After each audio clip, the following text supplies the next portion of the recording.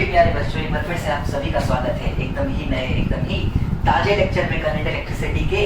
और आज के लेक्चर में जो हमें मेन टॉपिक हमारा कवर करना है वो पहला तो होने वाला है किरचॉफ्स वोल्टेज लॉ। और अगर ये टॉपिक पूरी तरीके से खत्म होता है तो आज हम लोग कॉम्बिनेशन ऑफ रेजिस्टर्स के बारे में भी काफी कुछ पढ़ने वाले हैं। तो स्टार्ट करते हैं आज के लेक्चर को बहुत ही ज्यादा इंपॉर्टेंट लॉ से, जिसका नाम है किरचॉफ्स वोल्टेज लॉ। इसकी इंपॉर्टेंस असली कहाँ पे है सर? असली इंपॉर्टेंस इसकी तुम्हारे बोर्ड एग्जाम में आएगी। क्यों? क्योंकि कॉम्पिटिटिव एग्जाम्स में तो किरचॉफ्स वोल्टेज लॉ की जगह तुम किरचॉफ्स करंट लॉ का यूज करके भी आंसर निकाल दोगे और बहुत जल्दी आंसर आ जाया करेगा। ये थोड़ा सा लेंथी मेथड होता है पर इसमें एक्यूरेसी बहुत ज्यादा होती है इसमें मिस्टेक्स होने की चांसेस बहुत ज्यादा कम हो जाती है हमारे कैलकुलेशंस में। तो चलो समझते हैं आखिर क्या है किरचॉफ्स वोल्टेज लॉ, क्या कहता है ये लॉ, बहुत ही आराम से समझते हैं। देखो तुम्हारे सामने तुम्हें एक सर्किट नजर आ रहा होगा, ये बहुत सिंपल, बहुत ही सुलझा हुआ सा एक सर्किट तुम्हें नजर आ रहा होगा। और इस सर्किट को मैं तुमसे कहता हूँ तुम एक रेसिंग ट्रैक की तरह समझो, जिसमें तुम्हें रेस लगानी है। मान लो जैसे 400 मीटर रेस है और ये हर एक सड़क 100 मीटर लंबी है। क्या बात समझ पा रहे हो? हाँ सर, बात समझ पा रहे हैं। अब क्या है किरचॉफ्स वोल्टेज लॉ क्या कहता है, मेरी बात ध्यान से सुनो। मान लो ये स्टार्टिंग पॉइंट है तुम्हारे रेस का, ये तुम्हारे रेस का ये पॉइंट है, मान लो E। तो A is the starting point of your race और तुम्हें A से शुरू करके लौट के वापस कहाँ पहुंचना है मेरे बच्चों? कहाँ पहुंचना है मेरे लल्ला, मेरे मुन्ना, मेरे लाल? तुम्हें पहुंचना है A पॉइंट पे दोबारा से। तो क्या हुआ, जब तुमने रेस करना शुरू किया तो तुम्हारी एनर्जी जो तुम्हारे अंदर है वो कम होगी। पक्की बात है कि तुम एनर्जी को कहीं ना कहीं अपने लूज करते चले जाओगे, तुम धीरे धीरे एनर्जी में डेफिशिएंट होते चले जाओगे। पर कुछ देर आगे जाने के बाद क्या होगा, तुम्हें एक गिलास वाला बढ़िया तुम्हारे पसंद का ग्लूकॉन डी, मान लो ऑरेंज फ्लेवर ले लो, पाइनएप्पल फ्लेवर ले लो, जो तुम्हें पसंद हो उस फ्लेवर का ग्लूकॉन डी मिल गया एक गिलास, तुमने एक गिलास ग्लूकॉन डी पिया और सिमिलरली तुम्हारी एनर्जी वापस बढ़ के उतनी ही हो गई। फिर तुम आगे बढ़े, मान लो तुमने अब की 100 कैलोरी बर्न कर दी अपनी दौड़ने में और तुम्हें फिर से एक गिलास ग्लूकॉन डी दिया गया, लेकिन उसमें से 50 कैलोरी रिकवर हुई। फिर तुम आगे दौड़ना शुरू किया, मान लो 50 कैलोरी और तुम्हारी लॉस हो गई, मतलब तुम 100 कैलोरी के लॉस में चल रहे हो। और जब तक तुम लौट के वापस ए पॉइंट पे पहुंचोगे तब तक फिर से तुम्हें कोई ना कोई 100 कैलोरी का ग्लूकॉन डी पिला देगा। कुछ इस तरीके से कि इस रेस के दौरान ए पॉइंट से चलकर लौटकर ए पॉइंट तक आने में तुम्हारी एनर्जी में कोई लॉस नहीं हो रहा होगा। कितना बढ़िया होता है ऐसा रेस। हाँ, ऐसा ही रेस होता है करंट की जिंदगी में। और इस रेस को सबसे पहले हमें सिखाया था किरचॉफ साहब ने। तो किरचॉफ्स वोल्टेज लॉ ये कहता है कि जब किसी पर्टिकुलर क्लोज लूप में, इसको लूप लॉ भी बोला जाता है, लूप के लिए क्लोज होना जरूरी है। याद रखना, किसी भी क्लोज लूप में जब करंट का फ्लो हो रहा होगा तो उस करंट की वजह से और उस लूप में मौजूद इलेक्ट्रॉनिक एलिमेंट्स या फिर इलेक्ट्रिक एलिमेंट्स जो हैं, जैसे रेजिस्टर, बैटरी, इन सब की वजह से कभी पोटेंशियल में ड्रॉप हो जाता होगा और कभी पोटेंशियल में गेन हो जाता होगा। कुछ इस तरीके से कि जितना पोटेंशियल का ड्रॉप होगा इस लूप को कंप्लीट करने पे, उतना ही पोटेंशियल में गेन भी हो जाएगा इस लूप को कंप्लीट करने में। और ओवरऑल कोई भी पोटेंशियल डिफरेंस या फिर ऐसे कह सकता हूँ लॉस हमारे को नजर नहीं आने वाला है। तो देखो बहुत आराम से समझते हैं लॉ को। लॉ फिर से मैं रिपीट कर दूं, लॉ ये कहता है कि एक क्लोज लूप में करंट की वजह से कभी कभी पोटेंशियल में ड्रॉप आता है, बल्कि कुछ और एलिमेंट्स की वजह से पोटेंशियल में गेन भी आता है। हमेशा पोटेंशियल का ड्रॉप इज इक्वल टू होगा पोटेंशियल का गेन। तुम ऐसे ही याद रखना है, gain in potential, drop in potential same होने वाला है किसी क्लोज लूप के अंदर। और कैसे इसको इक्वेशन के फॉर्म में लिखना है मैं तुम्हें बहुत बेसिक सर्किट से सिखाता हूँ। तुम ए पॉइंट से चलने की जरूरत नहीं है। अब ये पूरा का पूरा लॉ तुम्हारे ऊपर डिपेंड करता है, तुम कैसे सीखना चाहते हो। कोई रिस्ट्रिक्शन, कोई रूल रेगुलेशन नहीं है, तुम अपने तरीके से समझो। मैं कैसे करता हूं मैं बता रहा हूं। मैं कुछ नहीं करता हूं, सबसे पहले मैं करंट की डायरेक्शन खुद से डिसाइड कर लेता हूं। ये तुम्हारे ऊपर है, देखो ध्यान से। मैंने इस बार ऐसा बिल्कुल नहीं बोला कि तुम बड़ी बैटरी से करंट निकालो, छोटी बैटरी में करंट पहुंचा दो। तुम्हारे ऊपर है, तुम करंट की कोई भी डायरेक्शन ले लो। पर एक बार जब तुम करंट की डायरेक्शन ले लिए तो उस करंट की डायरेक्शन के बेसिस पर हर एक एलिमेंट को प्लस और माइनस साइन दे दो। जैसे वोल्ट बैटरी है तो बैटरी में करंट की डायरेक्शन से कोई लेना देना नहीं होता, ये होगा हमेशा प्लस, ये होगा हमेशा माइनस। रेजिस्टर में जिधर से करंट अंदर जाती है वो होता है प्लस, जिधर से निकलती है वो होता है माइनस। बैटरी में करंट की डायरेक्शन से कोई लेना देना नहीं है, यानी कि प्लस और माइनस। और यहाँ पे ये होगा बेटा प्लस, ये होने वाला है तुम्हारा माइनस, और ये हो गया तुम्हारे पूरे लूप में हर एक एलिमेंट का प्लस और माइनस साइन के साथ हम लोगों ने उनको अलग से डिफाइन कर दिया। अगला क्या है, अब तुम्हें इस ट्रैक में दौड़ना है। अब तुम्हें इस ट्रैक में दौड़ना है तो दो चांसेस हैं, तुम या तो इस ट्रैक में ऐसे दौड़ जाओ जैसे कि करंट दौड़ी, या इसका उल्टा दौड़ जाओ। ये भी तुम्हारे ऊपर डिपेंडेंट है, ये भी तुम्हारे ऊपर डिपेंडेंट है। मैं इस लूप में ऐसे दौड़ने वाला हूँ, मैं इस लूप में इस तरीके से दौड़ने वाला हूँ और देखता हूँ कि मेरे लिए अगर मैं ऐसे दौड़ता लूप में तो क्या इक्वेशन निकल के आ रही होती। चलो ए पॉइंट से शुरू करते हैं। तो ए पॉइंट का पोटेंशियल हो जाए मान लो वी ए, तो एक बार पूरा दौड़ के मैं वापस ए पे पहुंचूंगा तो फिर से पोटेंशियल मुझे मिलेगा बेटा वी ए, यही कहता है तुम्हारा लॉ। तो वी ए जिस डायरेक्शन में चलना है, चलो देखो मैं प्लस से बाहर निकला तो प्लस आई आर टू, फिर से मैं प्लस से बाहर निकला तो प्लस वी टू, फिर से मैं प्लस से बाहर निकला तो प्लस आई आर वन, फिर से मैं प्लस से बाहर निकला तो plus V one is equal to V A. V A से शुरू करके वापस वी ए तक चलना था और इस तरीके से ही हमें लूप की इक्वेशंस लिखनी होती हैं किरचॉफ्स वोल्टेज लॉ में। किरचॉफ्स वोल्टेज लॉ में कुछ इस तरीके से ही हमें हमारी इक्वेशंस फॉर्म करनी होती है।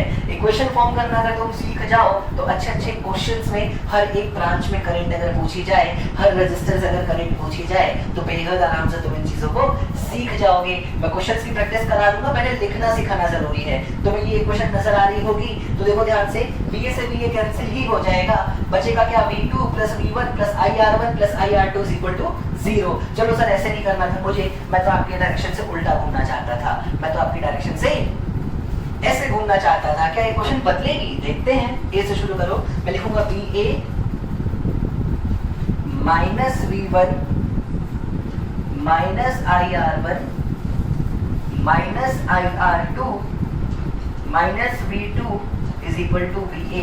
क्या यही बनेगी इस बार इक्वेशन? देखो ध्यान से, V A minus V one minus I R one minus V two minus I R two is equal to V A. बिल्कुल सर यही बनेगी। या फिर से वी ए से वी ए कैंसिल किया जा सकता है? क्या ये माइनस साइन कॉमन लिया जा सकता है और माइनस को भेज दोगे उधर तो जीरो में माइनस लगाने से जीरो ही रह जाएगा। देखो ऊपर वाली ही इक्वेशन फॉर्म हो जाती होगी, आखिर ऊपर वाली ही इक्वेशन फॉर्म हो जाती होगी। तो कितना आसान है इस पूरे के पूरे सर्किट में घूमना, इस सर्किट में प्लस माइनस साइन लगाना। क्यों सर आप हमेशा बैटरी में, मैं देखो मेरा कॉन्सेप्ट है, मैं इतना समझ के चलता हूँ कि क्या जरूरी है कि प्लस माइनस ऐसे डिसाइड किया जाए? क्या मैं रेजिस्टर में यहाँ प्लस यहाँ माइनस नहीं ले सकता? या अगर तुमको और भी टीचर्स पढ़ा रहे हैं या तुमने और भी बुक्स रेफर की होगी तो हो सकता है कुछ बुक में यहाँ प्लस यहाँ माइनस लेता हो, उससे भी कोई फर्क नहीं पड़ता मेरे बच्चों, उससे भी कोई फर्क नहीं पड़ता। पर मैं हमेशा करंट जब एंटर करती है मैं वहां पॉजिटिव लेता हूँ और जहाँ छोड़ती है वहां नेगेटिव। इसके पीछे एक सिंपल सा लॉजिक, सिंपल सा रीजन है मेरे पास। पहली बात तो ये कि इस लॉ में कोई लॉजिक ही नहीं है, सब तुम्हारे ऊपर है। बट स्टिल एक लॉजिक जो मैं यूज करता हूँ वो ये है कि मेरा मानना है रेजिस्टर ही पोटेंशियल में ड्रॉप कराने का कारण है। सोचो अगर रेजिस्टर नहीं होता तो ये कनेक्टिंग वायर्स होते सारे, कहीं ड्रॉप ही नहीं हो रहा था। तो रेजिस्टर में जिस डायरेक्शन में करंट गई उसमें ड्रॉप ही ना आएगा, इसलिए मैं ऐसा करता हूँ। तुम इसका उल्टा भी करोगे तो आंसर को कोई फर्क पड़ने वाला नहीं है। तो बहुत ध्यान से समझना, बहुत ध्यान से समझना। मेरे अकॉर्डिंग चलोगे तो मैं बहुत सिंपल तरीके से बता दूं, बैटरी का करंट से कोई लेना देना नहीं है। रेजिस्टर में जहां करंट एंटर करती है उसको लेना पॉजिटिव, जहां करंट लीव करेगी उसको लेना नेगेटिव। चलो सर बहुत बढ़िया, हमने लिखना तो सीख लिया, काफी अच्छे से हमने किरचॉफ के लूप में घूमना सीख लिया है। करंट भी तुम माने हो भाई, याद रखना। देखो सब कुछ तो तुम ही ले रहे हो भाई, करंट तुम ले रहे हो, करंट की डायरेक्शन तुम ले रहे हो, घूमने की रिस्पॉन्सिबिलिटी तुम ले रहे हो। जो करना है तुमको करना है। लॉ बस एक सिंपल सी लाइन थी कि जितना होगा ड्रॉप पोटेंशियल में उतना ही होगा गेन पोटेंशियल में। चलो शाबाश मेरे बच्चों, अब चलते हैं कुछ क्वेश्चंस की तरफ, जैसे कि हमको और क्लियरिटी हो जाए कि आखिर हम क्या पढ़ रहे हैं इतनी देर से। चलो देखो देखो बच्चों,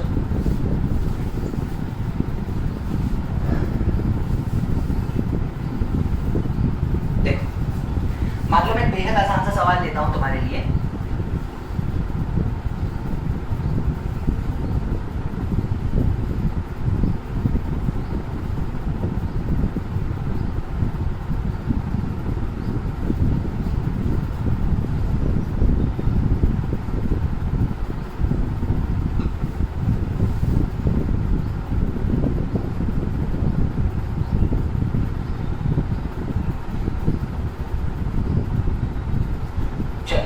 मान लो ये 10 वोल्ट की बैटरी,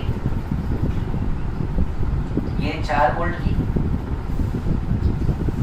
ये 20 वोल्ट की, 2 ओम के हैं सारे रेजिस्टर। चलो हमसे कहा इस सर्किट के हर एक रेजिस्टर से कितनी करंट फ्लो कर रही है ये कैलकुलेट करो। क्या बात समझ पा रहे हो मेरी? हाँ सर, हम आपकी बात समझ पाते हैं, इसमें कोई बहुत बड़ा रॉकेट साइंस नहीं है। कैसे करूंगा मैं इस सवाल को सॉल्व? बहुत से तरीके हैं बेटा, बहुत से तरीके हैं। देखो मैं यहाँ का पोटेंशियल 0 ले लूं तो ये हो जाएगा 0, ये हो जाएगा 0, ये हो जाएगा -4, ये हो जाएगा +10, ये हो जाएगा 20। इसको ले लूंगा x और KCL लगा के मैं आंसर निकाल सकता हूँ, जैसा कि मैंने तुम्हें पहले भी सिखा रखा है। पर आज का मकसद हमें KCL से किसी भी सवाल को करना नहीं है। आज का मकसद है हमारा KVL यानी कि किरचॉफ्स वोल्टेज लॉ या फिर लूप लॉ पे कमांड करना। चलो सबसे पहले शुरुआत करना है करंट से। तुमको जो बैटरी पसंद हो उससे करंट फ्लो कराओ। मेरे को क्योंकि कॉमन सेंस कहता है 20 वोल्ट बड़ी नजर आ रही है तो मैं इसी से मान लेता हूँ करंट। चलो भाई करंट मैंने मान लिया यहाँ पे आई करंट गई यहाँ तक, ऐसे गई ऐसे गई ऐसे गई, यहाँ से दो रास्ते थे तो कुछ करंट यहाँ चली गई, कुछ करंट यहाँ चली गई। अब इनका क्या क्या नाम लेना है बेटा, तो ध्यान से देखो, तुम्हारे पास दो तरीके हैं यहाँ पे भी। तुम इसको चाहो तो I1 ले लो जो नीचे गई, तो जो बची करंट है I- I1 वो यहाँ जाएगी। ये तुम डायरेक्ट कर सकते हो, ऐसे डिविजन करते समय ही तुम ऐसा सोच सकते हो, या तुम इधर से जो नीचे गई इसको I1 ले लो, जो आगे गई उसे I2 ले लो। तो बाद में तुम्हें इक्वेशन बनानी ही पड़ेगी कि I = I1 + I2। वहां से भी बात उतनी ही पड़ेगी। अगर पहले ही इस सिस्टम को सीख जा रहे हो तो इसमें कोई बुरी बात, कोई छोटी बात नहीं है। तो देखो इधर आ गया I1, इधर चला गया I- I1, तो यहाँ से भी कितना आएगा बेटा नीचे I1, शाबाश। यहाँ से भी कितना आएगा I- I1, इधर भी I- I1 और इधर लौट के दोनों कंबाइन होके फिर से कितना हो जाएंगे I। तो ये तो हो गया करंट का डायरेक्शन हर एक पर्टिकुलर वायर में। करंट की डायरेक्शन के बेसिस पे प्लस माइनस, सर देखो बैटरी में प्लस माइनस का करंट से कोई लेना देना होता नहीं है, तो ये होने वाला है बच्चों माइनस, ये प्लस, ये प्लस, ये माइनस, ये प्लस, ये माइनस, ये प्लस, ये माइनस, ये प्लस, ये माइनस और ये माइनस और ये प्लस। ओहो, सारे ही पर्टिकुलर वायर में हमने क्या कर लिया, सारे ही पर्टिकुलर एलिमेंट्स में हमने प्लस और माइनस का साइन का इस्तेमाल कर लिया है। अब अगर प्लस और माइनस का साइन अच्छे से इस्तेमाल कर चुके हो मेरे बच्चों, तो क्या बचा है तुम्हारे लिए करना, अब तुम्हें दोनों ही लूप्स में एक एक बार घूमना है। कितने अननोन है बेटा, I और I1, दो अननोन है, दो अननोन है तो दो इक्वेशन चाहिए। कैसे लाओगे, दो अलग अलग लूप्स में घूम के। चलो मैं पहले लूप में घूमता हूँ, मैं पहले लूप में ऐसे घूमना चाहता हूँ, ऐसे इस सेंस में घूमना चाहता हूँ। तो चलो मैं यहाँ से शुरू करता हूँ, इसको मैं A पॉइंट मान लूँ तो मैं लिखूंगा VA +20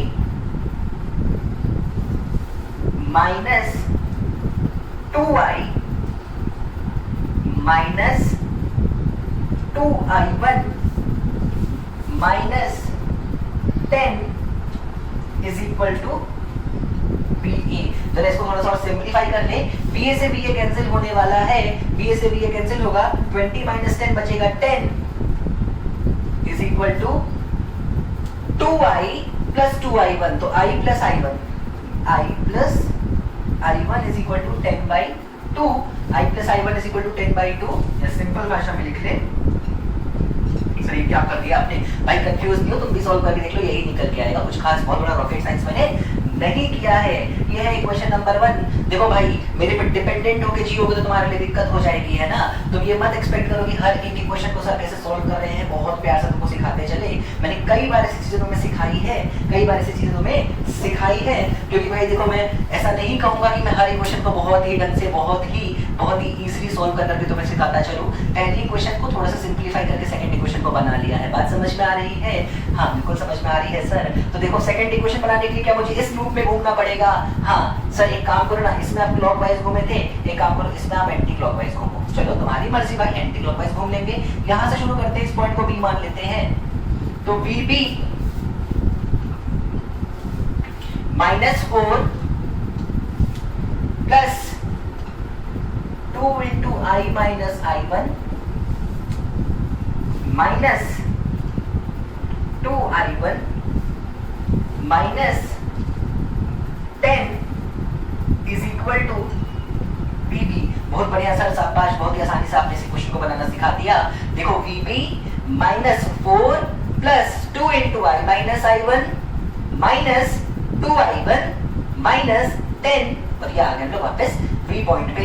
जैसे घूमने का मन हो तुम घूमो, प्लस माइनस तुमने पहले ही डिसाइड कर लिया था, जहां से निकले वो साइन लेना है। देखो मैं माइनस से निकला तो मैंने माइनस साइन लिया, फिर मैं प्लस से निकला तो मैंने प्लस साइन लिया, मैं करंट नहीं, मैं जिधर से निकला मेरे को वो साइन लेना है, याद रखना। करंट के बेसिस पे तो पहले ही प्लस एंड माइनस कर लिया है मैंने। अब माइनस से माइनस होगा बच्चों कैंसिल, माइनस से माइनस होगा कैंसिल, तो ये बचेगा -4 plus 2i minus 2i1 minus 2i1 minus 10 equal to 0। ये हो गया 2i minus 4i1 is equal to 14। Is equal to कितना आ गया बेटा 14। सिंप्लीफाई कर लूं थोड़ा सा तो लिखा हुआ है i minus 2i1 is equal to 7। ये हो गई तुम्हारी इक्वेशन नंबर 2। ये क्या हो गई बेटा तुम्हारी इक्वेशन नंबर 2। चलो बाकी सारी इक्वेशंस को करते हैं इग्नोर, सिर्फ काम करते हैं इक्वेशन नंबर 1 और इक्वेशन नंबर 2 पर। देखो ध्यान से, देखो ध्यान से, रब कर दो, बिल्कुल सर रब कर दो, कोई दिक्कत नहीं है। अब जो पहली इक्वेशन है मेरे पास वो है i plus i1 is equal to 5 और दूसरी है i minus 2i1 is equal to 7। देखो ध्यान से, इन दोनों को सॉल्व करके क्या मैं i और i1 निकाल लूंगा? हाँ सर निकाल लोगे। क्या करें, सबसे पहले दोनों को सब्ट्रैक्ट कर दो।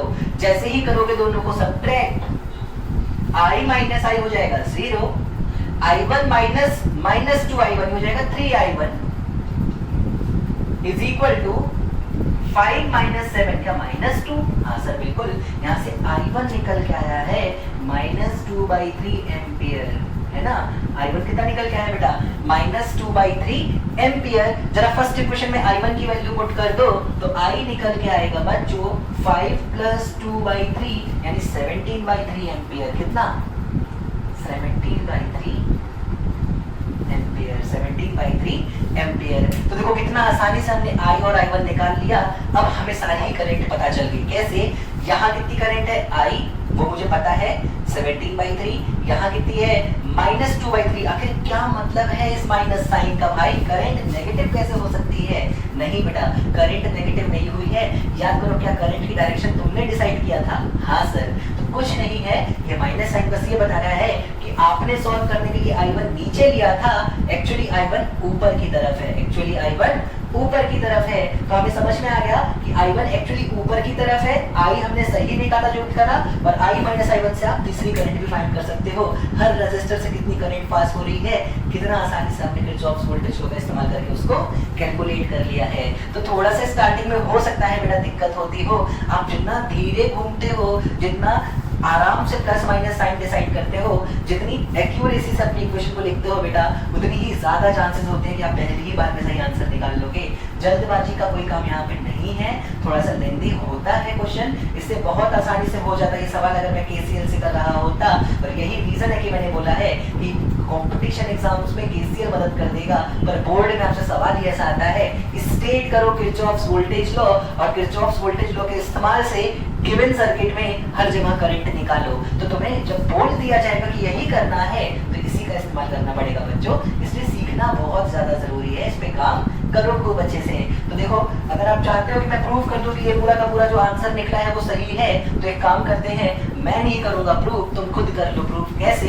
केसीएल का फॉर्मूला लगा लेना, 0 ले लेना, 0 0 प्लस माइनस जो करना है करके एक्स वेक्स मान के एक्स फाइंड कर लेना और करंट निकाल के देख लेना, यही आंसर निकल के आ रहा होगा। शर्त लगा सकता हूँ मैं तुमसे।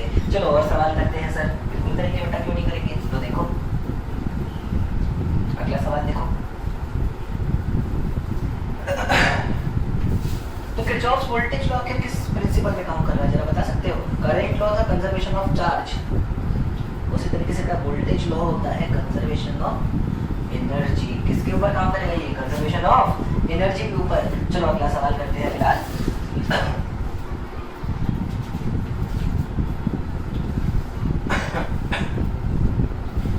मान लो ठीक है,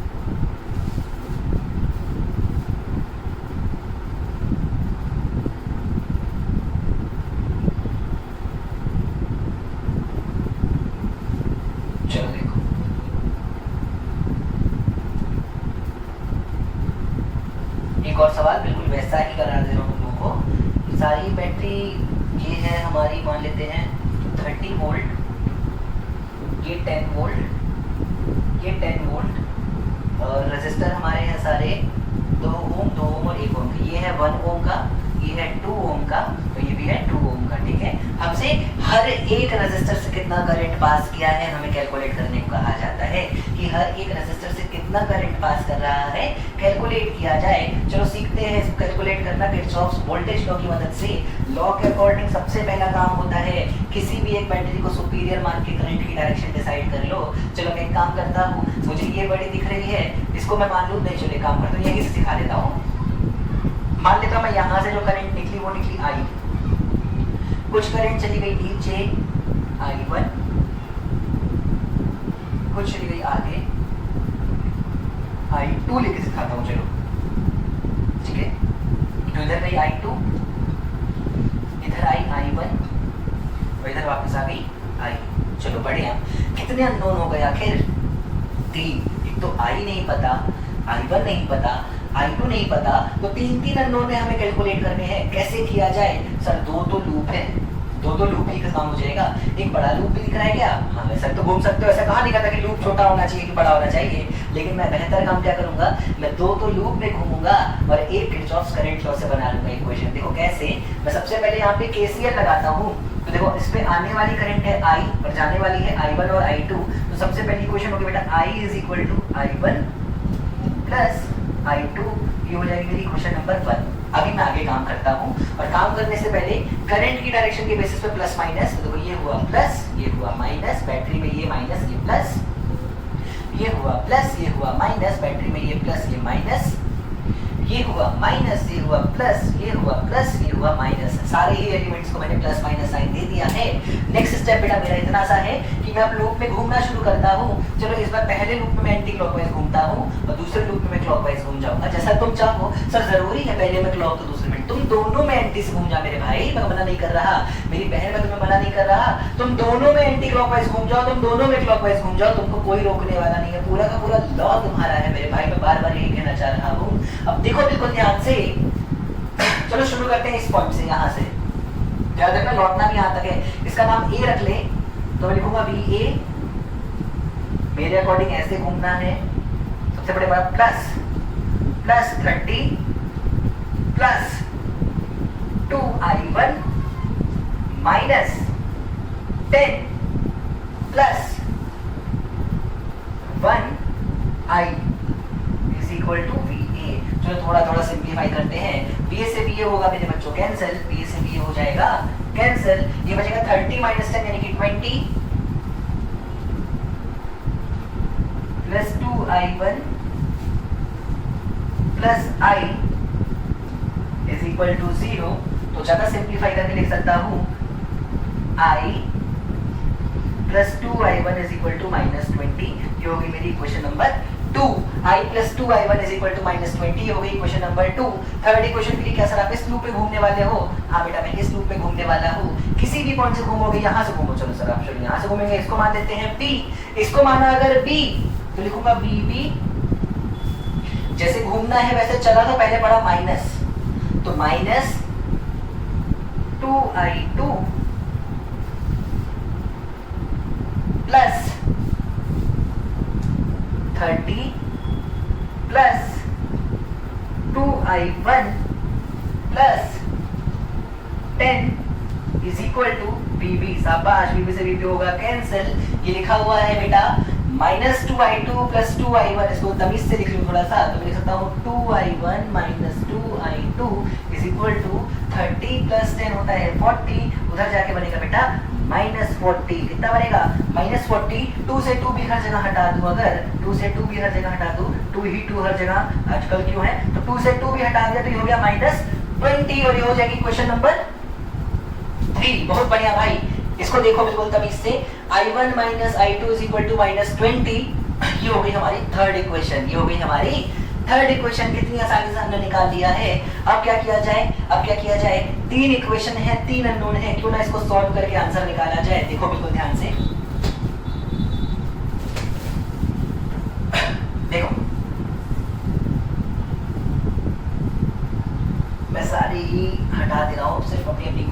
लेता हूँ, इनको अच्छे से लिख लूँ तो मैं लिखूंगा I is equal to I1 plus I2। दूसरी इक्वेशन लिखूंगा मैं I plus 2I1 is equal to -20, और तीसरी I1 minus I2 is equal to -20। चलो बढ़िया सर, आपने तीनों इक्वेशन लिख ली, इनको भी हटाओ, बस सॉल्व करने का काम रह गया। तो ये पहली, दूसरी और तीसरी। पहली भी थोड़ी ढंग से लिख लेता हूँ, पहली ढंग से लिखूँ तो लिख सकता हूँ I1 plus I2 is equal to I। चलो अब हमारा काम क्या है, अब हमारा काम है तीनों इक्वेशन को सॉल्व करके आंसर निकालना। कैसे निकाला जाए, देखो यहाँ से निकालते हैं। यहाँ से I2 कितना आएगा बेटा, I2 आएगा I1 प्लस 20। जरा पहली इक्वेशन में पुट कर दो, तो I1 plus 20 is equal to I। तो 2I1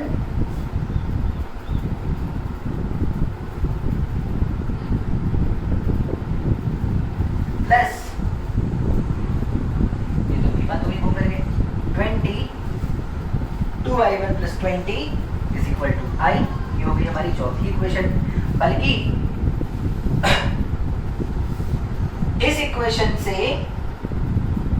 I plus 2I1 minus 20 आ रहा है सेकेंड इक्वेशन से। चलो ध्यान से देखो, एक काम करते हैं, यहाँ से I की वैल्यू यहाँ पुट कर दो, I की जगह लिख दो 2I1 प्लस 20, तो 2I1 plus 20 plus 2I1 plus 20 plus 2I1 is equal to minus 20।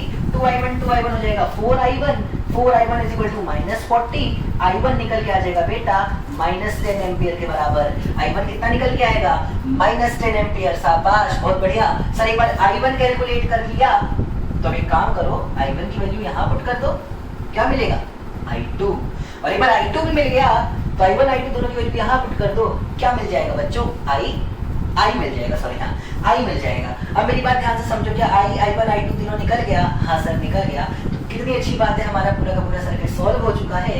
हो सकता है कुछ करंट नेगेटिव निकल के आई होगी, उसका बस और बस और बस इतना ही मतलब होने वाला है कि जो डायरेक्शन तुमने करंट की डिसाइड की है, एक्चुअली में करंट उससे उल्टी है, क्योंकि तुमने तो खुद से मान लिया है ना डायरेक्शन। जरूरी थोड़ी है तुमने जो लिया हो वो सही है, तो मैग्नीट्यूड बिल्कुल सही निकला है, पर डायरेक्शन हमें बस उल्टी करनी होगी, इतना सही हमारा काम है। उल्टी मतलब वॉमिट मत कर देना। उल्टी का मतलब अगर तुमने मतलब इस डायरेक्शन में माना है तो इसको उधर मान लेना, उसी तरह काम कर लेना, कोई बहुत बड़ा रॉकेट साइंस इसमें नहीं है। तो उम्मीद है ये क्वेश्चन भी तुम्हें बहुत ढंग से सॉल्व हो गया होगा, बहुत ढंग से समझ में आ गया होगा इक्वेशन फॉर्म करना, इक्वेशन सॉल्व करना।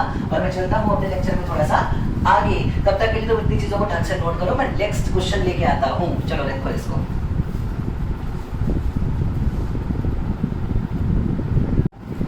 तो चलो बच्चों चलते हैं हम लोग अपने अगले क्वेश्चन की तरफ, जिसको हमें फिर से किरचॉफ्स वोल्टेज लॉ से ही सॉल्व करना है हर हाल में। और इस क्वेश्चन को सॉल्व करने के लिए जो सर्किट तुमको दिख रहा है वो बहुत ही सुंदर, बहुत ही प्यारा सा सर्किट कुछ ऐसा नजर आ रहा है।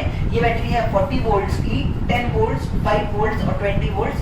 सारे ही रेजिस्टर 2 ओम के हैं और हमको हर एक रेजिस्टर से कितना करंट गुजर रहा होगा ये फाइंड करने को कहा गया है। तो चलो, मुझे लगता है कि 40 वोल्ट की बैटरी सबसे बड़ी है, तो क्यों ना यहीं से करंट का शुरुआत किया जाए। मैं मान लेता हूँ यहाँ करंट है I, आगे 2 रास्ते हैं, तो यहाँ चली गई मान लेता हूँ करंट, यहाँ जो करंट चली गई वो मान लेता हूँ बेटा I1 चली गई, तो बची हुई करंट यानी कि I माइनस I1 पक्का ऊपर चली गई होगी। चलो I माइनस I1 आगे गई, आगे गई, आगे गई, यहाँ से I1 आगे गई। ओहो, I1 को मिले फिर से 2 रास्ते, तो मान लो इधर से एक करंट जो नीचे चली गई वो है I2, तो जो बची हुई करंट है कितनी है I1 माइनस I2 वो आगे चली गई। चलो बढ़िया, I1 माइनस I2 चली गई, इधर से I माइनस I1 आ रही है, तो यहाँ टोटल कितनी हो गई I minus I1 plus I1 minus I2, तो I minus I1 plus I1 minus I2 हो जाएगा I minus I2।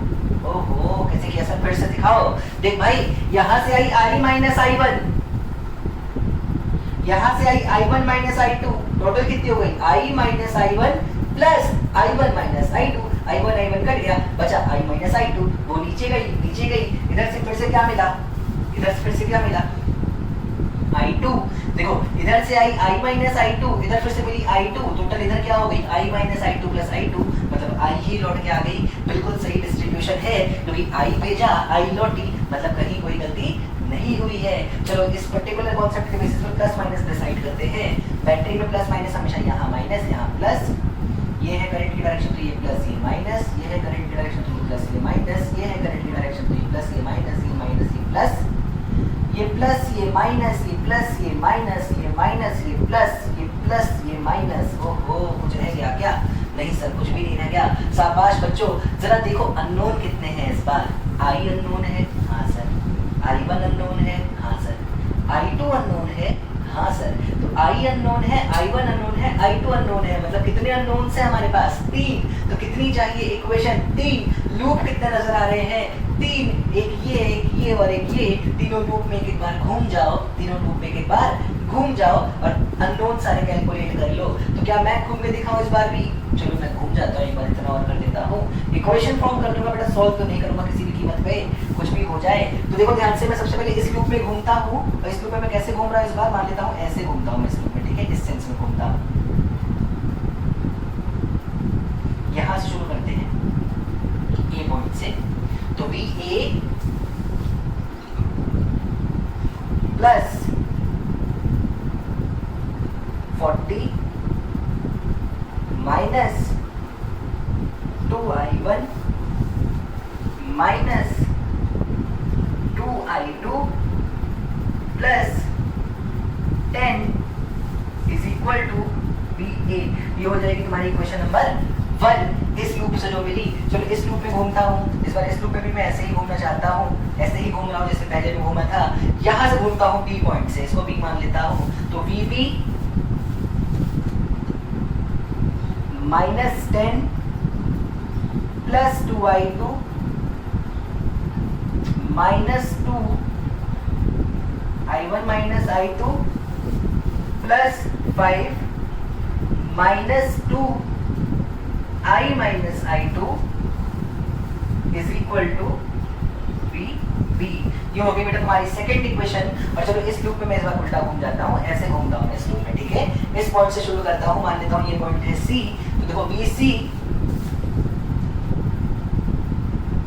Minus 2I1 minus 2I1 minus I2 plus 20 plus 2I minus I1 is equal to VC। ये होगी तुम्हारी तीसरी equation. 3 equation है, 3 unknown है बेटा, इसको तुम सिंप्लीफाई कर लो, इसको सॉल्व कर लो और बहुत ही आराम से निकाल लो तुम अपने I1 और I2 की वैल्यूज को, और वही होंगे तुम्हारे फाइनल आंसर।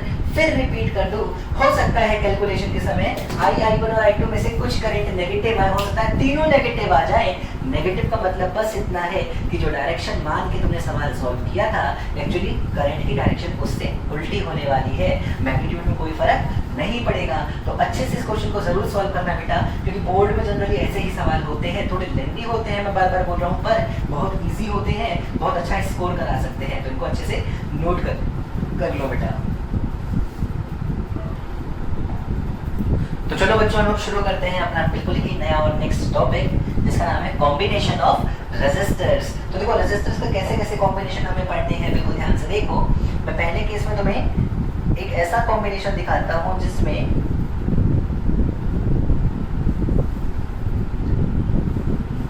मान लो ये अगर मेरी बैटरी है और इस सर्किट से बैटरी से करंट निकलता है, मान लो I1, तो ये I1 करंट मजबूर है हर एक रेजिस्टर से गुजरने के लिए। वही करंट हर रेजिस्टर से गुजर रहा है, वही करंट हर एक रेजिस्टर से गुजर रहा है। जब एक ही करंट को हर रेजिस्टर से बार बार गुजरना पड़ता है बच्चों, तो ऐसे कॉम्बिनेशन को हम लोग बोलते हैं सीरीज कॉम्बिनेशन। क्या बोलेंगे इसको? Series combination. मैं मान लेता हूँ तीनों रेजिस्टर मेरे R1, R2 और I3 होने वाले हैं, तीनों रेजिस्टर मेरे R1, R2 और R3 होने वाले हैं। तो जो करंट R1 से पास कर रही है, वही करंट R2 से पास करेगी और वही करंट R3 से भी पास करने वाली है। अब बिल्कुल ध्यान से समझना, बिल्कुल ध्यान से समझो। ये कुछ ऐसी कहानी है, ये कुछ ऐसी कहानी है कि अगर इस बैटरी का कुछ पोटेंशियल है, मान लो V, पोटेंशियल डिफरेंस इसमें, तो इसका कुछ पोटेंशियल इसमें ड्रॉप हो जाएगा। जो इसमें ड्रॉप हुआ वो हो जाए मान लो V1, जो इसमें पोटेंशियल का ड्रॉप होगा वो हो जाएगा V2, और जो तीसरे वाले में ड्रॉप हो जाएगा वो हो जाएगा V3। तभी तो याद रखना सीरीज कॉम्बिनेशन में करंट हर रेजिस्टर से सेम होती है और पोटेंशियल हर एक के अक्रॉस अलग अलग ड्रॉप हो सकता है। तो V इज इक्वल टू क्या हो जाएगा बेटा, V1 plus V2 plus V3। मैं लिख सकता हूँ V इज इक्वल टू क्या हो जाएगा बेटा, V1 plus V2 plus V3 पर मैं V को और क्या लिख सकता हूँ, अगर मान लो इस पूरे सर्किट की इक्विवेलेंट रेजिस्टेंस R इक्विवेलेंट होती, इस पूरे सर्किट की इक्विवेलेंट रेजिस्टेंस कितनी होती बच्चों, R इक्विवेलेंट, तो मैं V को लिख लेता I1 R equivalent is equal to, सिर्फ V1 पता करना है अगर तो I1 R1, सिर्फ V2 I2 R2, सिर्फ V3 I3 R3। लो ये हो गया हमारा I1 R1 I2 R2 और I3 R3 हमारे हो गए potential drop across individual resistors. और इस इक्वेशन को मैंने इस तरीके से लिखा, क्या I1 हर जगह पे नजर आ रहा है, हाँ, तो I1 जहां जहां नजर आता है इसको काट देते हैं, तो यहाँ से R इक्विवेलेंट निकल के आएगा बच्चों, R इक्विवेलेंट निकल के आएगा R1 plus R2 plus R3 plus so on. ये होता है सीरीज कॉम्बिनेशन में इक्विवेलेंट रेजिस्टेंस फाइंड करने का एक बहुत ही आसान सा फॉर्मूला, और ये फॉर्मूला तुम्हें याद करना ही होगा ताकि तुम बहुत अच्छे से सारे ही क्वेश्चंस को कर पाओ। तो R इक्विवेलेंट कितना है बेटा, R1 plus R2 plus R3 dot dot dot so on, जितने रेजिस्टर तुम्हारे कॉम्बिनेशन में हो सकते हैं। क्या सर आप इतना ही सिखाने वाले हो इसके बारे में? नहीं, मैं एक चीज और सिखाता हूँ, बिल्कुल ध्यान से देखो। सिर्फ दो रेजिस्टर अगर सीरीज कॉम्बिनेशन में होते हैं उसके लिए मैं एक कहानी सिखाना चाहता हूँ, बिल्कुल ध्यान से देखना। ये तो नोट कर ही लो अच्छे से, एक स्पेशल केस हेडिंग लिख लो और जरा इस चीज को नोट करो।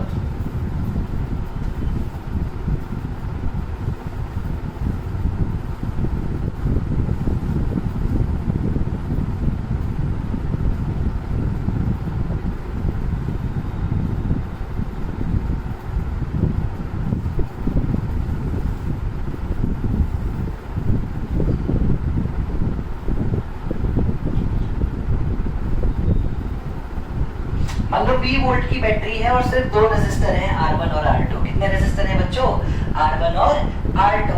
तो अब क्या होगा, बिल्कुल ध्यान से समझो, बिल्कुल ध्यान से समझो।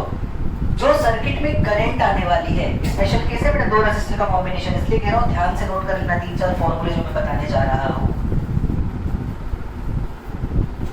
सबसे पहले सर्किट की इक्विवेलेंट रेजिस्टेंस हो जाएगी R1 प्लस R2। फिर सर्किट में करंट वो हो जाएगा ओम्स लॉ से V अपॉन R इक्विवेलेंट, यानी कि V upon R1 plus R2। फिर कितना पोटेंशियल ड्रॉप हुआ आखिर सिर्फ पहले रेजिस्टर के अक्रॉस, अगर ये सीखना है। मान लो V1, तो V1 होने वाला है बच्चों I R1 के बराबर। I की वैल्यू है V upon R1 plus R2, तो हो जाएगा V अपॉन, तो V R1 upon R1 plus R2 direct निकाला जा सकता है, इसलिए ये फॉर्मूला कई किताबों में दिया रहता है।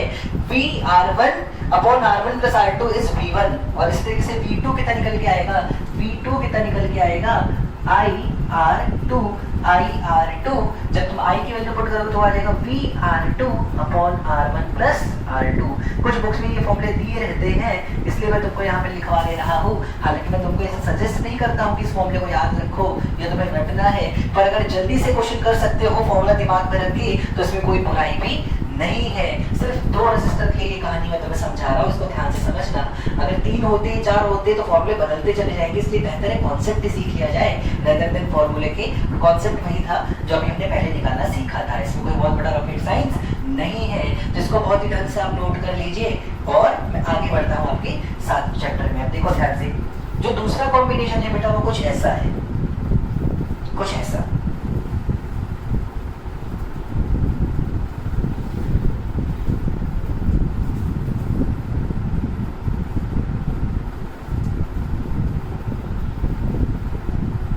दूसरा कॉम्बिनेशन है वो है कुछ ऐसा, इसको हम बोलते हैं पैरेलल कॉम्बिनेशन। ठीक है, पैरेलल कॉम्बिनेशन कुछ ऐसा होता है, ध्यान से देखो।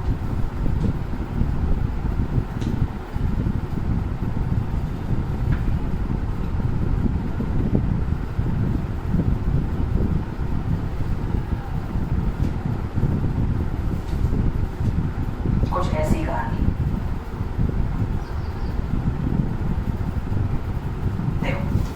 इस बार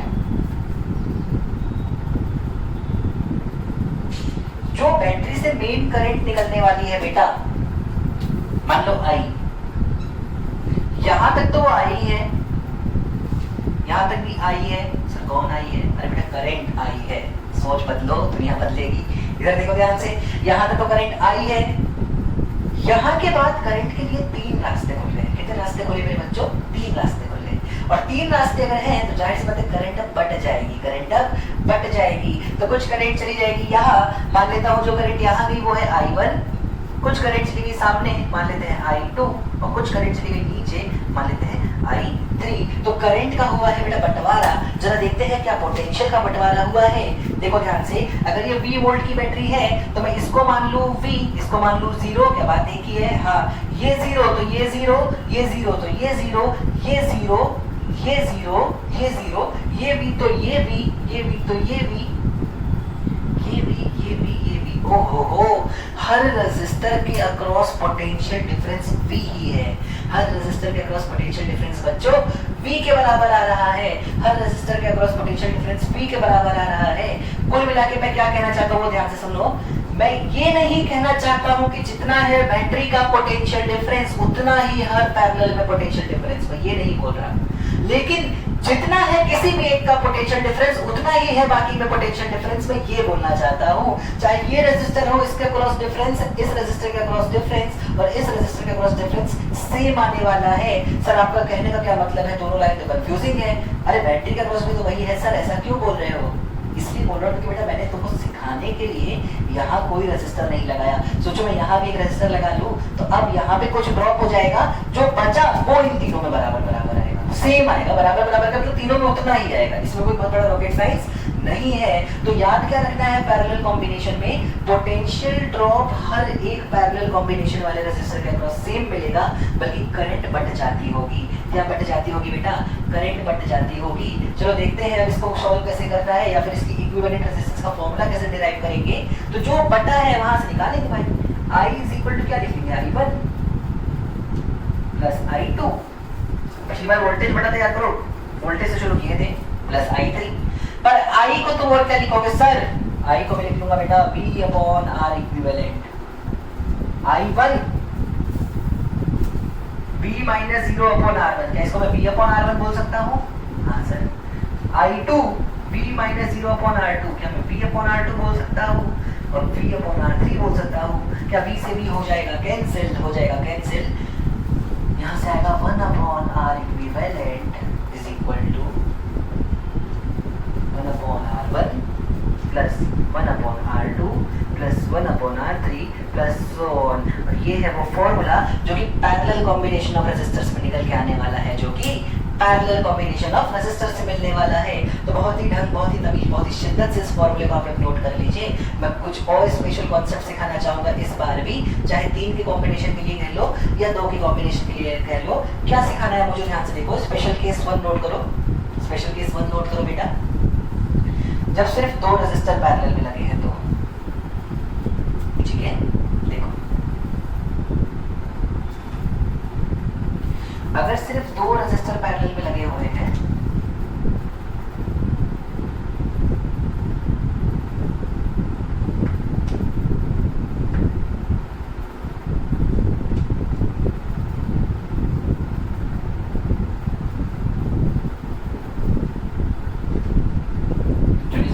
पार्ट है, मान लो ये रेजिस्टर है R1, ये है R2, और इधर से करंट आ रही है बेटा I।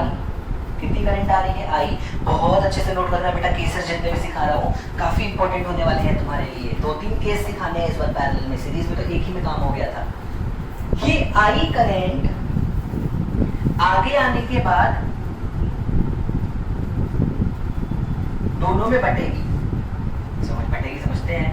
दोनों में बटेगी तो कितना बटेगी ये सीखते हैं ध्यान से। मान लेता हूं यहां जो गई वो कितनी गई? I1, और यहां जो जाएगी बेटा वो गई I2। तो यहां पे जो पोटेंशियल डिफरेंस आया बेटा यहां से यहां के बीच, क्या आया? वो I1 R1, और नीचे से कितना मिलेगा बेटा? वो I2 R2। तो I1 R1 हमेशा I2 R2 के बराबर होगा, ये होगी इक्वेशन नंबर 1। पर बात ये कि I1 और I2 दोनों पता करना है मुझे, तो ध्यान से देखो I ही तो I1 और I2 में बटी है, तो I ही कितना होने वाली है बेटा, I1 प्लस I2 के बराबर होने वाली है। ये हो जाएगी इक्वेशन नंबर 2। इन दो इक्वेशन का इस्तेमाल करके आसानी से तुम I1 और I2 फाइंड कर सकते हो, बहुत आसानी से तुम I1 और I2 फाइंड कर सकते हो। ये था सबसे पहला केस जिसमें मुझे ये पता है कि कितनी करंट जाने वाली है पैरेलल कॉम्बिनेशन में, तो इंडिविजुअली कितनी करंट मिलने वाली है, ये बहुत ही आसान से निकाला जा सकता है। इसको सॉल्व करके एक अच्छा फॉर्मूला बनाते हैं। देखो ध्यान से, किसको क्या किया जाए I1 की वैल्यू जरा यहां से निकालो, तो I निकल के आया I1 कितना आएगा, I2 R2 upon R1 plus I2, यहां से I2 निकाल लो, I2 निकालोगे तो वो निकल के आएगा, बढ़िया, वो निकल के आएगा I into R1 upon R1 plus R2। ये वो फॉर्मूला है जो कई बुक्स में दिया रहता है और कहा जाता है बच्चों याद कर लो, तो तुम्हारी मर्जी, तुम्हें याद करना है तो कर लो, नहीं करना तो मत करो। सिमिलरली I1 निकल के आएगा टोटल करंट इंटू दूसरी रेजिस्टेंस अपॉन दोनों रेजिस्टेंस का सम। देखो ध्यान से, I1 है IR2 upon R1 plus R2, I2 है IR1 upon R1 plus R2। तो बहुत आराम से हम दोनों फॉर्मूले का इस्तेमाल करके करंट का डिस्ट्रीब्यूशन भी कर सकते हैं। एक क्वेश्चन करके दिखा दो ना सर, लो भाई दिखाते हैं, कोई बड़ी बात नहीं है। मान लो R1 है 6 ओम का, R2 है मान लेते हैं 3 ओम का, जो मेन करंट आ रही है वो है मान लेते हैं 12 एम्पियर। मुझसे कहे बताओ यहाँ कितनी करंट गई और यहाँ कितनी करंट गई, बहुत आराम से सीखना है, कितनी करंट गई हमको ये निकालना सीखना है। चलो मान लेते हैं यहाँ जो करंट गई वो है I1 और यहाँ जो करंट गई वो है I2। तो डायरेक्ट फॉर्मूला जिस बच्चे को पता होगा वो लिख देगा I1 होगी टोटल करंट इनटू दूसरा रेजिस्टेंस अपॉन टोटल रेजिस्टेंस। तो 12 इंटू 3 36/9 4 एम्पियर निकल के आई है I1। और सिमिलरली I2 होगा टोटल करंट इनटू दूसरा रेजिस्टेंस अपॉन टोटल रेजिस्टेंस। 12 6 जा 72/9 9 8 जा 72, तो 8 एम्पियर निकल के आ गया। लो I1 I2 निकल गया। एक क्वेश्चन भी करा दिया भाई, इसी बहाने हाथ तो लगे हाथ। देखो ध्यान से, अच्छे से नोट करो इस क्वेश्चन को, मैं तुम्हें और कुछ चीजें दिखाना चाहता हूँ इसी क्वेश्चन के बारे में। देखो ध्यान से, मैं इसको इस फॉर्मूले से नहीं करता बेटा, मैं हकीकत बताऊं तो मैं कभी फॉर्मूले का इस्तेमाल नहीं करता। इनफैक्ट तुम्हारे सामने डिराइव करके फॉर्मूला निकाला है भाई, मैं तो याद भी नहीं रखता। क्यों याद रखना बुरी बात है? नहीं बेटा, बहुत अच्छी बात है, अगर याद रखते तो कोई बुराई नहीं है। पर मैं क्या सोचता हूँ, मैं सोचता हूँ कि मुझे पता है जितना पोटेंशियल डिफरेंस यहाँ आना है उतना ही यहाँ भी आना है, इतना समझता हूँ मैं। तो जो रेजिस्टर बड़ा है, जाहिर सी बात है उसको कम करंट मिलनी चाहिए, क्योंकि I इंटू R होता है ना पोटेंशियल डिफरेंस। R बड़ा है तो I छोटा होना चाहिए और R छोटा है तो I बड़ा होना चाहिए। मैं क्या करता हूँ, मैं बहुत आराम से बता रहा हूँ, यही फॉर्मूला लगाता हूँ पर दिमाग में सीधे मैं दोनों रेजिस्टर का सम कर लेता हूँ। कितना हुआ? 6 + 3 9। जो है रेजिस्टर्स का सम उतने टुकड़े कर देता हूँ मैं अपने करंट के। तो मैं 9 टुकड़े में अपने करंट को बांट दूंगा, तो 12/9 है ना। अब उल्टे रेशियो में मैं टुकड़ा पकड़ा दूंगा। किया मैंने यही है, लेकिन मैं दिमाग में ही कर लेता हूँ। मैं बार बार बोल रहा हूँ, मैंने कुछ नया नहीं किया है, मैंने किया यही है। जितनी मेरी टोटल होती है रेजिस्टेंस, उनका सम करके करंट को डिवाइड कर देता हूँ। 12/9। अब 9 टुकड़े किए हैं ना, तो ये 6 है ना, तो इसको 3 टुकड़े दो। ये 3 है तो इसको 6 टुकड़े दो। तो देखो इसको 3 टुकड़े दोगे तो कितना हो जाएगा? 3 × 12/9 36/9। देखो 4 एम्पियर ही आया। अरे यही फॉर्मूला लगाया है भाई, वैल्यू तो यही लगाई है, बस मन में फॉर्मूला याद करके नहीं, समझ रखा है कि करंट को टुकड़े करके बांट देने हैं उल्टे रेशियो में, काम खत्म मेरा। इतनी सी बात मैं समझता हूँ और मैं इस्तेमाल करके आंसर निकालना जानता हूँ। तो बहुत अच्छे से मैंने ये चीजें सीख ली है। चलो और आगे बढ़ते हैं, सेकंड कॉन्सेप्ट सीखते हैं। इसमें सेकंड कॉन्सेप्ट क्या है? देखो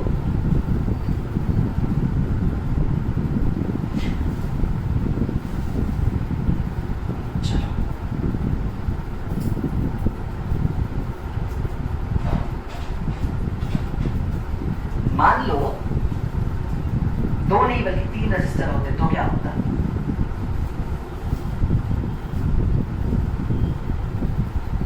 देखो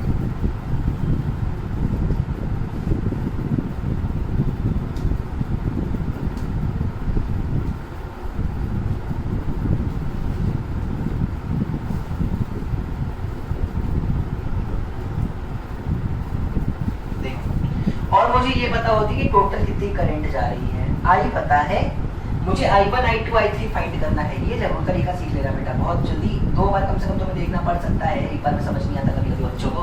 हालांकि ऐसा कोई रॉकेट साइंस नहीं है, हम चाहे तो बिल्कुल वैसे ही कर सकते हैं जैसे हमने पहले किया था, पर मैं कुछ और तरीके से तुम्हें सिखाना चाहता हूँ I1 I2 I3 निकालना। बिल्कुल ध्यान से देखो,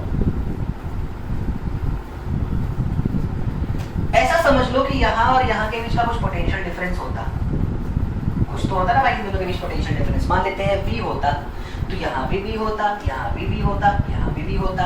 अगर ऐसा V होता तो I1 कितना आना चाहिए? V upon R1, I2 V upon R2, I3 V upon R3। तो अगर मैं I1 is to I2, अगर मैं तुमसे ये कहूँ बेटा फाइंड करने को, I1 is to I2 is to I3, तो देखो वो कितना निकल के आएगा बच्चों? V कैंसिल हो जाएगा, ये निकल के आएगा 1 upon R1 is to 1 upon R2 is to 1 upon R3। ये फॉर्मूला है जो मैं चाहता हूँ कि तुम बहुत अच्छे से अपने दिमाग में रख लो, बहुत ही तरीके से अपने दिमाग में रख लो, क्योंकि इससे दिखाऊंगा मैं तुम्हें क्वेश्चंस को बहुत आसानी से सॉल्व होता हुआ। देखो एक एग्जांपल लेता हूँ तब तुम्हें और क्लियर कर दूंगा कि क्यों मैंने कहा तुमसे ये फॉर्मूला याद करने को। देखो ध्यान से, एक केस ले लेता हूँ मैं। चलो मान लेता हूँ मेरे पास 3 रजिस्टर हैं, पैरेलल कॉम्बिनेशन में है आपस में।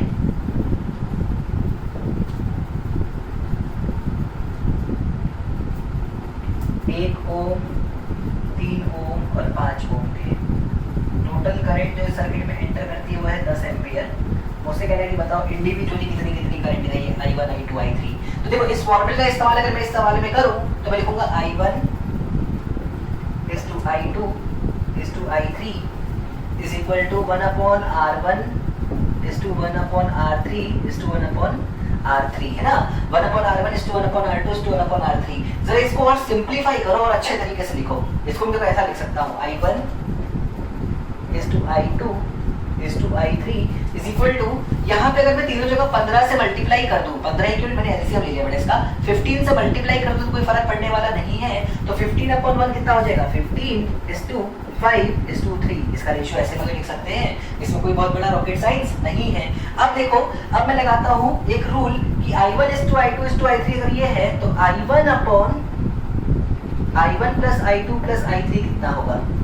I1 upon I1 plus I2 plus I3 होगा 15 अपॉन 15 प्लस 5 प्लस 3 के बराबर। सही है ना? बिल्कुल सही है सर। अब खेल है असली, I1 plus I2 plus I3 ही तो टोटल करंट है भाई।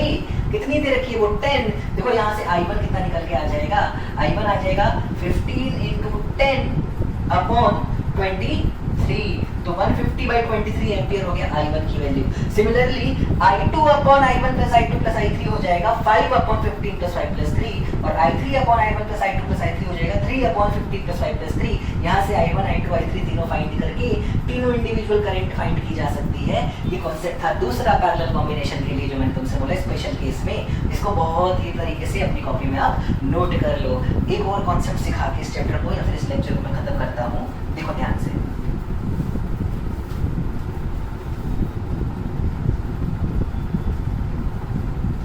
हालांकि कोई कॉन्सेप्ट नहीं है, वो फॉर्मूला ही है, कभी नहीं चाहूँगा कि तुम इसे फॉर्मूला याद रखो, फिर भी नोट कर लो। देखो हाँ, अगर 2 रेजिस्टर हैं पैरेलल में, ये 20 वोल्ट की बैटरी R1 R2, अब तुमसे कहते हैं भाई अलग अलग करंट I1 I2 निकाल दो, अलग अलग करंट I1 I2 निकाल दो, तो बहुत आराम से निकाला जा सकता है। कैसे? अगर ये 20 वोल्ट की बैटरी है, बस तरीका सिखा रहा हूँ, ये V है भाई, तो ये V ये 0, तो ये V ये 0, ये V ये 0, ये 0 ये V, इसके अक्रॉस में पोटेंशियल डिफरेंस V है, इसके अक्रॉस में पोटेंशियल डिफरेंस V है, तो ये करंट हो जाएगी V/R1। देखो डायरेक्ट निकलता है भाई आंसर। I1 कितना निकल जाएगा? V/R1। उसी तरीके से I2 क्या निकल जाएगा? V/R2। सर्किट में करंट पूछ ले तो I1 प्लस I2 ले, सॉल्व हो गया क्वेश्चन। यही तो पूछता है, कितनी करंट गई ऊपर, कितनी करंट गई नीचे, कितनी करंट सर्किट में। लो भाई मिनटों में निकाल के रख दिया आंसर। कोई बहुत बड़ा रॉकेट साइंस नहीं है, ये कॉन्सेप्ट है, छोटा सा सिंपल सा कॉन्सेप्ट कह लो, क्वेश्चन कह लो, जिस तरीके से तुम्हें समझना है समझो। बहुत अच्छे से इसको अपनी कॉपी में आप नोट कर लो, बहुत ही अच्छे से इसको आप अपनी कॉपी में बच्चों नोट कर लो। तो और कुछ बताना चाहते हो क्या? नहीं, अब और कुछ नहीं। तो इतना काफ़ी है आज के लेक्चर के लिए। बहुत ही एनर्जेटिक लेक्चर है, अगर तुमने ढंग से पढ़ा होगा तो। इसको अच्छे से पढ़ना है। कोई क्वेश्चन में तुमको होमवर्क दिया है क्या? हाँ, एक मैंने केवीएल का थर्ड पार्ट तुमको होमवर्क दे रखा था, उसे बहुत तरीके से नोट कर लेना, बहुत ही अच्छे से नोट कर लेना। और कल खूब सारे रेजिस्टेंस के इक्विवेलेंट सर्किट्स निकालना सीखा करेंगे। बहुत सारे क्वेश्चंस प्रैक्टिस करेंगे अगले लेक्चर में। तब तक के लिए इतनी चीज़ों को बहुत ही अच्छे से नोट करो, घर में रहो, हंसते रहो, मस्त रहो, खुश रहो, खेलते रहो, खाते पीते रहो, अपना ध्यान रखो और अपने